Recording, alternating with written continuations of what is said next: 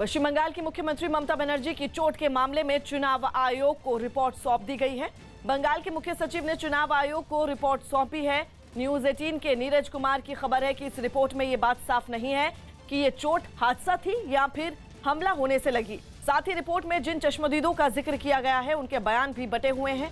चुनाव आयोग को सौंपी गई रिपोर्ट में यह साफ नहीं है कि ममता की कार का दरवाजा किसी खंबे से टकराया या फिर कार के दरवाजे को धक्का दिया गया था। म्यांमार में तख्ता पलट के खिलाफ एक महीने से सड़कों पर डटी निहत्थी जनता पर बर्बरता का एक खौफनाक वीडियो सामने आया। वहां के म्यांग शहर में पुलिस ने ऐसी अंधाधुंध फायरिंग की कि 8 लोगों की मौत हो गई।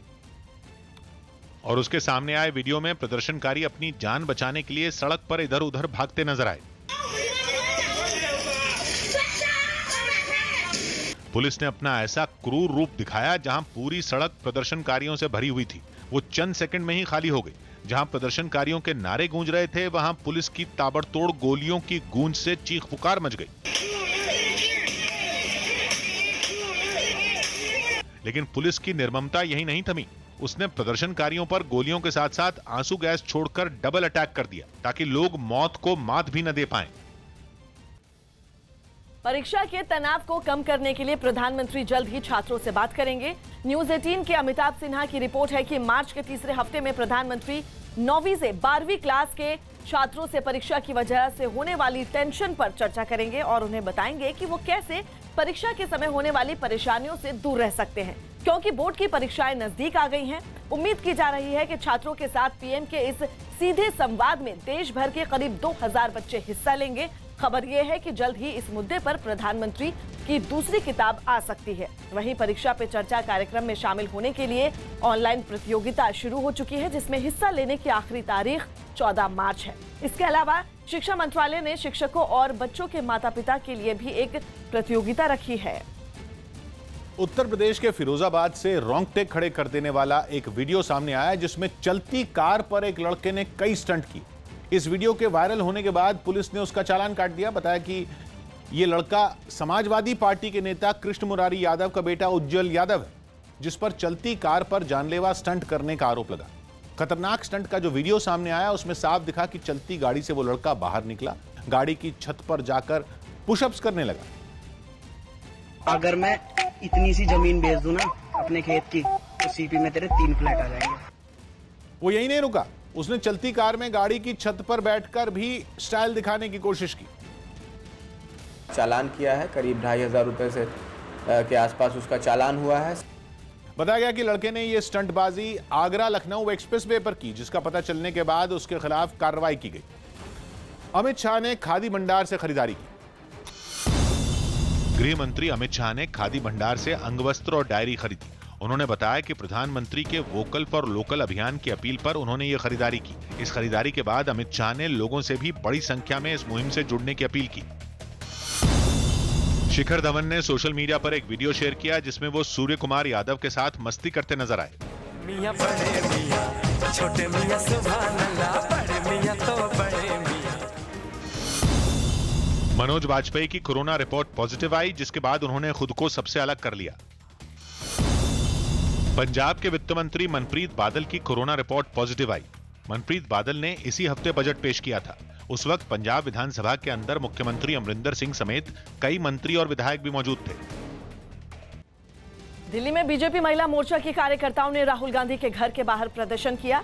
8 मार्च को अंतर्राष्ट्रीय महिला दिवस पर हरियाणा के पूर्व सीएम भूपेंद्र सिंह हुड्डा का एक वीडियो सामने आया, जिसमें वो एक ट्रैक्टर पर बैठकर उसे कांग्रेस की महिला विधायक से रस्सी से खिंचवाते हुए दिखाई दिए, जिसके खिलाफ बीजेपी महिला मोर्चा की कार्यकर्ताओं ने राहुल गांधी के घर तक मार्च निकाला और इस घटना पर अपना विरोध जाहिर किया। महिला मोर्चा की कार्यकर्ताओं के अलावा पार्टी के दूसरे कार्यकर्ता भी इस प्रदर्शन में शामिल हुए। हाथों में तख्तियां और बैनर के साथ सड़क पर उतरे कार्यकर्ताओं ने राहुल गांधी के घर का घेराव किया और कांग्रेस पर महिलाओं के अपमान का आरोप लगाते हुए जमकर नारेबाजी की। साथ ही इस पर कांग्रेस से माफी मांगने को भी कहा। दिल्ली बीजेपी के अध्यक्ष आदेश गुप्ता इस प्रदर्शन की अगुवाई कर रहे थे।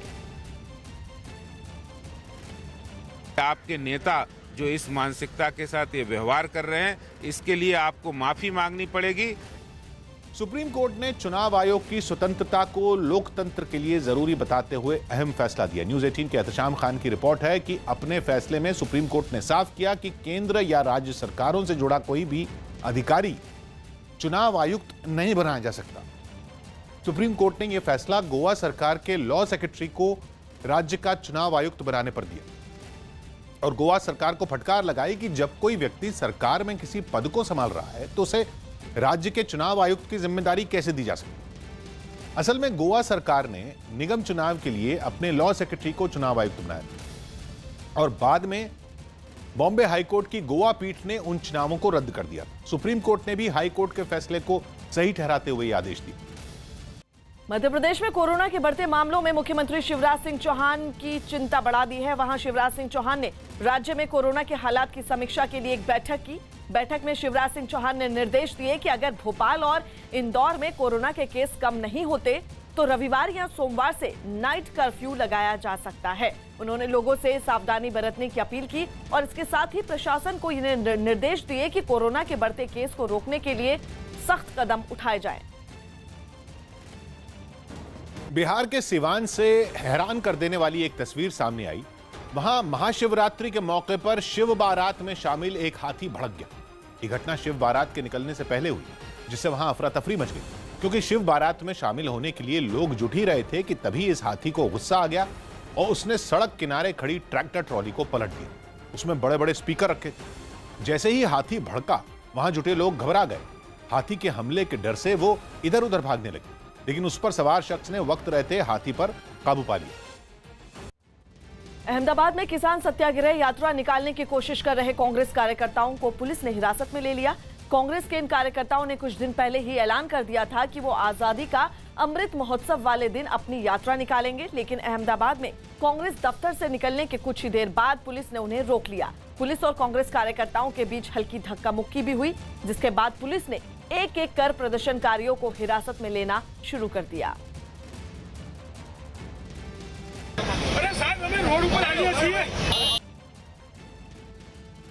बीच सड़क पर पुलिस और कांग्रेस कार्यकर्ताओं के बीच बहुत देर तक जोर आजमाइश चलती रही। इस हंगामे की वजह से वहां कुछ देर के लिए जैम भी लग गया। इस पूरे हंगामे की शुरुआत अहमदाबाद के कांग्रेस दफ्तर से हुई, जहां सुबह के वक्त कई कार्यकर्ता जुटे और उन्होंने पैदल मार्च शुरू कर दिया। पंजाब में कोरोना वायरस के मरीजों के बढ़ने के बाद राज्य सरकार ने एक बार फिर कुछ पाबंदियां लगा दी। न्यूज 18 के चमन पलानिया की रिपोर्ट है कि राज्य में फिर कोरोना मरीज बढ़ने की वजह से अमरिंदर सरकार ने 8 जिलों में नाइट कर्फ्यू लगा दिया। जिन जिलों में कर्फ्यू लगाया गया है उनमें मोहाली और फतेहगढ़ साहिब शामिल हैं। इनके अलावा पटियाला, जलंधर और लुधियाना में नाइट कर्फ्यू लगाने का ऐलान किया गया। होशियारपुर, कपूरथला और नवाशहर, दोआबा में भी रात को लोग घरों से बाहर नहीं निकल सकेंगे। रात 11 बजे से सुबह 5 बजे तक लोगों को इस नियम को मानना होगा। ज़्यादातर एनआरआई लोग आए हैं, वहाँ में थोड़ी स्ट्रेन ज़्यादा है, तो इसी कारण है कि भी थोड़ा अभी वहाँ भी बच सकती है। सेना के जवानों ने बर्फबारी में फंसी गर्भवती महिला की मदद की। कश्मीर के गांव में सेना के जवानों ने एक गर्भवती महिला को 5 किलोमीटर तक कंधों पर उठाकर अस्पताल पहुंचाया, जहां बर्फबारी की वजह से रास्ते बंद कर दिए गए थे। यूपी के महोबा में छेड़खानी से परेशान होकर एक छात्रा ने सरेआम एक लड़के की चप्पल से पिटाई कर दी, जिसके बाद आसपास मौजूद लोगों ने भी आरोपी लड़के को पीटना शुरू कर दिया। एमपी के उज्जैन से एनएसयूआई के छात्रों ने कॉलेज में सुविधाओं की कमी होने का आरोप लगाते हुए प्रिंसिपल का घेराव किया और जमकर तोड़फोड़ की। राजस्थान के दौसा में खुले कुएं में गिरे सांड को गांव के लोगों ने क्रेन की मदद से बाहर निकाल लिया। कानपुर के एक टेंट के गोदाम में शॉर्ट सर्किट की वजह से आग लग गई, जिसमें लाखों का सामान जलकर राख हो गया। यूपी के बागपत में एक कूलर फैक्ट्री में शॉर्ट सर्किट की वजह से भीषण आग लग गई, जिसके बाद दमकल की 8 गाड़ियों की मदद से आग पर काबू पाया गया। अमेरिका के अलास्का से हैरान कर देने वाली तस्वीरें सामने आई, जहां अचानक हुई भीषण बर्फबारी ने कई शहरों को बर्फ की चादर से ढक दिया। बताया गया कि वहां रातों रात 17 इंच तक बर्फ गिरी, जिसकी वजह से अलास्का के सबसे बड़े शहर एंकरेज में लोगों के सामने मुसीबत खड़ी हो गई। लोगों के घरों के बाहर बर्फ के ऊंचे ऊंचे टीले बन गए। गलियां, सड़कें, मकान, सब पर बर्फ की चादर बिछ गई। इतनी ज्यादा बर्फ गिरी कि लोग भी हक्के बक्के रह गए। दावा है कि एंकरेज में 24 घंटे में जितनी बर्फ गिरी उतनी बर्फबारी इस पूरे सीजन में भी नहीं हुई। We're at second winter now because we had that spring feel last week with the blue skies. यही हाल अमेरिका के कैलिफोर्निया का भी था। वहां से जो तस्वीरें सामने आई उनमें लगातार आसमान से बर्फ की आफत बरसती नजर आई, जिसके बाद रास्तों पर बर्फ के ढेर लगते चले गए। हालांकि सड़कों पर जमा हो रही बर्फ को हटाने के लिए कई गाड़ियां भी अपने काम में जुटी दिखी। कैलिफोर्निया के कई इलाकों में 15 इंच तक बर्फ गिरने के साथ ही बारिश भी हुई। हालांकि दोबारा बर्फबारी का दौर लौटने से बच्चे खुशी से झूम उठे और बर्फबारी का मजा लेने के लिए घरों से निकल पड़े। मध्य प्रदेश के कई शहरों में कोरोना के केस तेजी से बढ़ रहे हैं, लेकिन लोग अब भी खतरनाक तरीके से लापरवाही बरत रहे हैं। मध्य प्रदेश के बैतूल में घटी एक ऐसी ही घटना ने प्रशासन के हाथ पैर फुला दिए। वहां एक आदमी कोरोना पॉजिटिव आने के बाद क्वारंटीन किए जाने के नियमों को तोड़कर महाशिवरात्रि पर लगे एक मेले में पहुंच गया। इसके बाद वो एक दूसरे मंदिर भी गया और बड़े आराम से वहां घूमता रहा। काफी देर बाद किसी तरह अधिकारियों ने उस आदमी का पता लगाया और फिर उसे क्वारंटीन किया। इस लापरवाही के लिए उस आदमी पर एफआईआर भी दर्ज कर ली गई है। मध्य प्रदेश के बैतूल की एक घटना है जहां पर कोरोना पॉजिटिव होने के बाद भी एक शख्स बड़े ही आराम से घूमता रहा। महाशिवरात्रि पर लगे एक मेले में वो पहुंच गया और इतना ही नहीं, इसके बाद वो एक दूसरे मंदिर भी गया और वहां बड़े ही आराम से घूमता रहा। काफी देर बाद किसी तरह अधिकारियों ने उस आदमी का पता लगाया और फिर उसे क्वारंटीन किया। इस लापरवाही के लिए उस आदमी पर एफआईआर भी दर्ज कर ली गई है। कोरोना पॉजिटिव मरीज है, वो अपनी जानकारी छुपा रहा था, अपना एड्रेस नहीं बता रहा था, यहाँ इस बाहर तहसील का हूँ, यहाँ का हूँ। उसको हमने ट्रेस किया और उसके खिलाफ हम एफआईआर भी कर रहे हैं, क्योंकि वो पॉजिटिव होने की जानकारी के बावजूद वो स्थानीय मेला में घूम रहा था। बिहार में पंचायत चुनाव के ऐलान से पहले ही लोगों को लुभाने की कोशिश शुरू कर दी गई और दानापुर के खासपुर पंचायत की मुखिया ने कुछ ऐसा ही किया। मौका था बेटे के शादी समारोह का, लेकिन इसी बहाने डांस कार्यक्रम रखकर इलाके के लोगों को लुभाने की कोशिश भी की गई। बिहार में जल्द ही पंचायत चुनाव का ऐलान हो सकता है, लेकिन इससे पहले ही खासपुर पंचायत की मुखिया प्रियंका कुमारी चुनाव की तैयारियों में जुट गईं। बेटे के शादी समारोह के मौके को उन्होंने हाथ से नहीं जाने दिया और इस दौरान एक डांस कार्यक्रम रखकर उन्होंने इलाके के लोगों को अपनी तरफ खींचने की पूरी कोशिश की।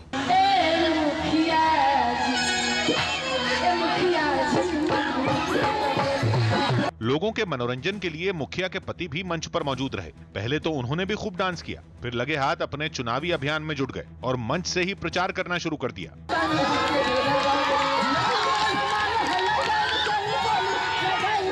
थोड़ी देर बाद मुखिया प्रियंका कुमारी भी मंच पर पहुंची और वो भी संगीत की धुन पर झूमने लगी। अपने मुखिया के इस अंदाज को देख वहां जुटी भीड़ भी खुद को रोक नहीं पाई।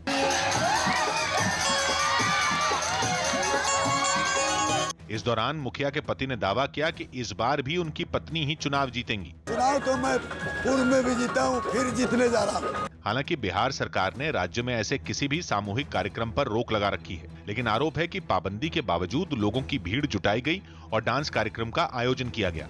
दिल्ली में इलेक्ट्रिक गाड़ियों के लिए पार्किंग में जगह रिजर्व रहेगी। दिल्ली सरकार ने इलेक्ट्रिक गाड़ियों को बढ़ावा देने के लिए एक नई योजना शुरू की। इसके तहत 100 गाड़ियों से ज्यादा की क्षमता वाली पार्किंग में 5% जगह इलेक्ट्रिक गाड़ियों के लिए रिजर्व रहेगी। इतना ही नहीं, वहां इलेक्ट्रिक गाड़ियों के लिए चार्जिंग पॉइंट भी बनाए जाएंगे। सरकार ने सभी को इस साल के आखिर तक ये काम पूरा करने का वक्त दिया है। ये नियम सिनेमाघरों, दफ्तर, होटल, रेस्टोरेंट और अस्पतालों समेत सभी जगहों पर लागू होगा। बैडमिंटन वर्ल्ड फेडरेशन ने इस साल यूएस ओपन और कनाडा ओपन नहीं करवाने का फैसला लिया। कोरोना संकट में कई बंदिशें लागू हैं, इसी वजह से बैडमिंटन वर्ल्ड फेडरेशन ने यह फैसला लिया। बिशन सिंह बेदी को दिल्ली के गंगाराम अस्पताल से छुट्टी मिल गई। वो 3 हफ्ते तक अस्पताल में रहे। पहले उनकी बाईपास सर्जरी हुई और इसके बाद ब्रेन सर्जरी करनी पड़ी थी। अमृतसर के जंडियाला रेलवे स्टेशन पर किसानों ने अपना धरना खत्म कर दिया। इस धरने के खत्म होने के बाद अमृतसर से दिल्ली के बीच सीधी ट्रेन सेवा फिर शुरू हो गई। ये प्रदर्शनकारी कृषि सुधार कानूनों के खिलाफ पिछले कई महीनों से वहां धरने पर बैठे हुए थे। वहां से नॉर्मल ट्रैफिक बहाल कर दी है और वहां से अब सारी पैसेंजर्स ट्रेन नॉर्मल तरीके से चल रही हैं। क्वाड के पहले शिखर सम्मेलन में भारत, ऑस्ट्रेलिया, अमेरिका और जापान के राष्ट्रीय अध्यक्षों ने हिस्सा लिया। चारों देशों के बीच कई अहम मसलों पर बातचीत हुई। इसके अलावा कोरोना वायरस की वैक्सीन के उत्पादन से जुड़ा एक अहम समझौता किया, जिसका ऐलान प्रधानमंत्री नरेंद्र मोदी ने किया। We are united by our democratic values and our commitment to a free, open and inclusive Indo-Pacific. Our agenda today, covering areas like vaccines, climate change and emerging technologies, make the Quad a force for global good. Delhi की Tihar jail में कैदी के पास mobile phone मिलने से हड़कंप much गया। News 18 के आनंद तिवारी की रिपोर्ट है कि दिल्ली पुलिस की स्पेशल सेल में से मिली जानकारी के आधार पर तिहाड़ की जेल नंबर 8 में छापा मारा गया और इसी जेल की एक बैरक से एक मोबाइल फोन बरामद हुआ। जिस कैदी की बैरक से मोबाइल फोन मिला उसका नाम तहसीन अख्तर बताया जा रहा है, जिसका ताल्लुक इंडियन मुजाहिदीन से, और उस पर हैदराबाद ब्लास्ट, बोधगया ब्लास्ट और पटना में प्रधानमंत्री की रैली में हुए बम धमाके में शामिल होने का आरोप है। सूत्रों से मिली जानकारी के मुताबिक जेल से फोन मिलने के बाद जांच एजेंसियां अब कोर्ट से तहसीन की रिमांड मांगेंगी ताकि उससे पूछताछ के बाद मामले की तह तक पहुंचा जा सके। उसमें जांच करा के मतलब हमने डीजी को लिखा है कि पूरी जांच की जाए, इस तरह से कैसे फोन मिला उसको बताया जाए। पश्चिम बंगाल चुनावों पर आज शाम बीजेपी की बड़ी बैठक होने जा रही है। दिल्ली में आज शाम बीजेपी केंद्रीय चुनाव समिति की बैठक होगी। बताया जा रहा है कि इस बैठक में पश्चिम बंगाल चुनावों के लिए उम्मीदवारों की दूसरी लिस्ट जारी हो सकती है। आपको बता दें, प्रधानमंत्री नरेंद्र मोदी भी इस बैठक में हिस्सा ले सकते हैं। मिस्र की राजधानी काहिरा से परेशान कर देने वाली तस्वीरें सामने आईं, जहां कपड़े बनाने वाली एक फैक्ट्री में भीषण आग लग गई और उसकी चपेट में आकर 20 लोगों की मौत हो गई। यह हादसा कैसे हुआ इसकी वजह अभी सामने नहीं आई, लेकिन जो तस्वीरें सामने आई उनमें फैक्ट्री से धुएं का भयानक गुबार उठता दिखा। उसका हर हिस्सा धुएं में घिरा नजर आया, जो पूरे इलाके में भी फैलने लगा। क्योंकि आग 4 मंजिला इमारत में लगी थी, इसलिए वहां एक के बाद एक फायर ब्रिगेड की 15 गाड़ियां पहुंची और आग बुझाने में जुट गई। इस हादसे में 24 लोग घायल भी बताए गए। प्रधानमंत्री नरेंद्र मोदी ग्लोबल आयुर्वेद फेस्टिवल में शामिल हुए और इस मौके पर उन्होंने आयुर्वेद के कई फायदे गिनाए। Ayurveda takes care of many aspects. It ensures good health and long life. Ayurveda talks about nirog. People are realizing the benefits of Ayurveda. Karnataka के कोडगु में आदमखोर बाघ को पकड़ने के लिए वन विभाग ने दिन रात एक कर दिया। बताया गया कि बाघ ने 4 लोगों पर हमला किया है, जिनमें एक 8 साल का बच्चा भी शामिल है और धीरे धीरे उसका खौफ बढ़ता जा रहा है। आलम यह है कि पिछले एक हफ्ते से वन विभाग के 250 से ज्यादा कर्मचारी 6 हाथियों के साथ दिन रात जंगल में घूम रहे हैं। बाघ को कैद करने के लिए खास प्लान तैयार किया गया और जगह जगह पिंजरे भी लगाए गए, लेकिन वो वन विभाग के हाथ नहीं आया। नतीजा ये हुआ कि इलाके के लोगों में दहशत और गुस्सा बढ़ गया। अपना विरोध जताने के लिए कोडगु में लोग सड़कों पर उतर आए और उन्होंने हाईवे जाम कर दिया। इन लोगों ने आरोप लगाया कि वन विभाग आदमखोर बाघ को पकड़ने में फेल हो चुका है और मांग की कि राज्य सरकार उन्हें बाघ को मारने की इजाजत दे। अपनी इसी मांग को मनवाने के लिए वो सड़क पर धरना देने बैठ गए, जिसके बाद वहां गाड़ियों की लंबी लाइन लग गई। यही नहीं, बाघ के आतंक से आग बबूला लोग वन विभाग के लोगों से भी भिड़ गए। इस बीच कर्नाटक सरकार ने वन विभाग को आदेश दिया कि अगर बाघ को जिंदा नहीं पकड़ा जा सकता तो उसे गोली मार दी जाए। मैं हूं किशोर रजवाणी। आज की ताजा खबर जारी है।